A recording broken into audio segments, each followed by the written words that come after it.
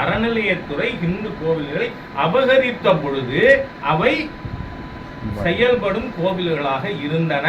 அது நீங்களே உங்க வக்கீல் கார்த்திகேயன் அவர் அபிடவிட்ல சொல்றார். சிறைஞ்சு போச்சு. அப்ப சிறையை விட்ட குற்றவாளிகள் தண்டிக்கப்பட வேண்டாமா? தூக்கில போடணும் சார். இந்து கோவிலை நீங்க இந்த மாதிரி ஒரு சர்ச்சையாவது கையகப்படுத்தி அழிப்பீர்களா? ஒரு மாஸ்கை கையகப்படுத்தி அழிப்பீர்களா? இந்து கோவில்கள் 1200க்கும் மேற்பட்ட ஆன் யுவர் ஓன் அட்மிஷன். அதுவே டோட்டல் டிராஸ்டிக்கலி அண்டர் எஸ்டிமேட்டுங்கிறது என் கருத்து. அப்படி இருக்கிறத இவ்வளவு மோசமான தீய சக்திகள் இந்த திராவிட இயக்கங்கள் நீங்க கையகப்படுத்தி அழிச்சுட்டீங்க. நீங்களே ஒத்துக்கிறீங்க. அதுக்கு யாரு தண்டிக்கிறது? இந்த சேகர் பாபுவை என்ன பண்றது? அதனால இந்து மதத்தின் எதிரிகள் இவர்கள்.